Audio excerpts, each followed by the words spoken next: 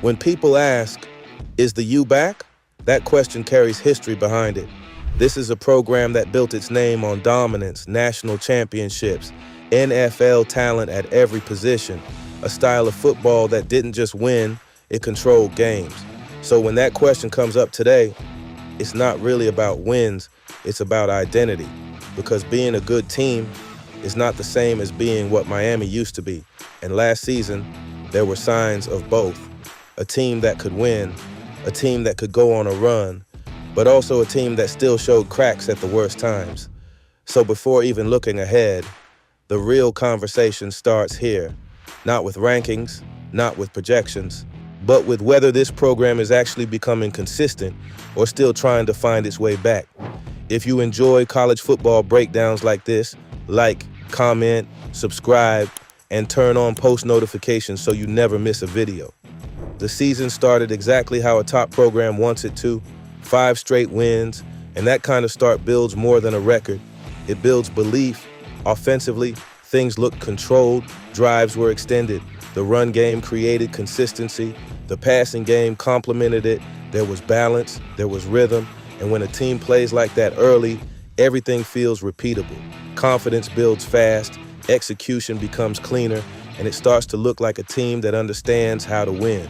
But early momentum only tells part of the story. The real test comes when execution is challenged. That challenge showed up at home on a Friday night against Louisville. Final score, 24-21. And this is where the deeper issue shows up. 4 interceptions, 4 drives that never had a chance to finish. That changes everything in a game like this. Time of possession stayed competitive. Just over 31 minutes for Louisville, just under 29 for Miami. So control of the game wasn't completely lost. But first downs tell a different story. Louisville, 21. Miami, 15. That gap shows sustained drives versus stalled ones. And when stalled drives are paired with turnovers, the outcome shifts quickly. This wasn't about being outmatched. It was about execution breaking down in key moments. 2 weeks later, the same issue shows up again, this time against SMU. And this game becomes even more important because statistically, control was there. More total yards, more rushing yards, more time of possession. Everything pointed toward a win, but the result didn't follow. 2 interceptions, and that confirms the pattern. An offense capable of moving the ball consistently, but not always protecting it in key moments. And at this level, that's the difference between finishing games and letting them slip away. But what stands out about Miami is how they responded.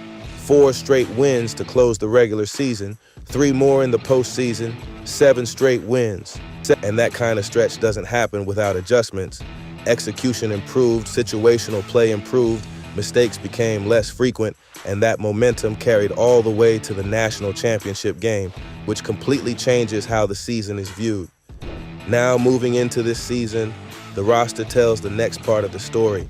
The quarterback production from last year is gone. Over 3,800 yards, 30 touchdowns. That has to be replaced. But the foundation is still there. The run game returns. Over 1,100 rushing yards, double-digit touchdowns, consistent production that controls tempo. The passing game still has a proven target, a receiver coming off over 100 catches, more than 1,200 yards, and double-digit touchdowns.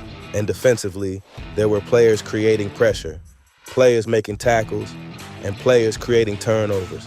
So this isn't a rebuild, it's a reset around what still works. A new quarterback steps into that structure, a transfer with the opportunity to lead an offense that already has pieces in place. But the schedule will define everything. Road games at Clemson and Notre Dame. Those environments demand execution, not just talent. And those games will show exactly where this team stands. When everything is put together, the direction becomes clear. The talent is there. The recruiting has been strong. The structure is in place. But the difference comes down to execution.